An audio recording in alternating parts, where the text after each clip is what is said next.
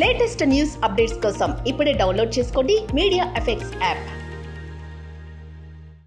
Welcome to media effects.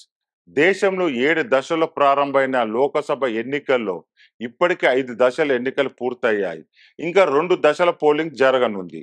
మే 25న 6వ దశ polling జరగనుండగా చివరి 7వ దశ పోలింగ్ జూన్ 1న జరుగుతుంది.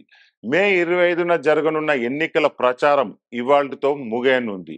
6వ దశలో ఏ రాష్ట్రాలు ఎన్ని లోకసభ స్థానాలకు ఎన్నికలు జరగనున్నాయి, ఎంతమంది అభ్యర్థులు బరిలో ఉన్నారనేది తెలుసుకుందాం. దేశంలో మే 25న జరగనున్న 6వ దశ ఎన్నికలు 8 రాష్ట్రాల్లో ఉన్నాయి.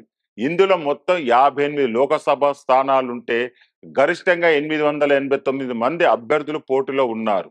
హర్యానాలో అత్యధికంగా 223 మంది బరిలో ఉంటే జమ్మూ కాశ్మీర్ అత్యల్పంగా 20 మంది ఉన్నారు. యూపీలో మొత్తం 162 మంది అభ్యర్థులు పోటీలో ఉన్నారు. ఇక జమ్మూ కాశ్మీర్ నుంచి అనంతనాగ్ రౌజరీ లోకసభ స్థానానికి 3వ దశ పోలింగ్ జరగాల్సి ఉండగా వాతావరణం కారణంగా 6వ దశకు వాయిదా పడింది.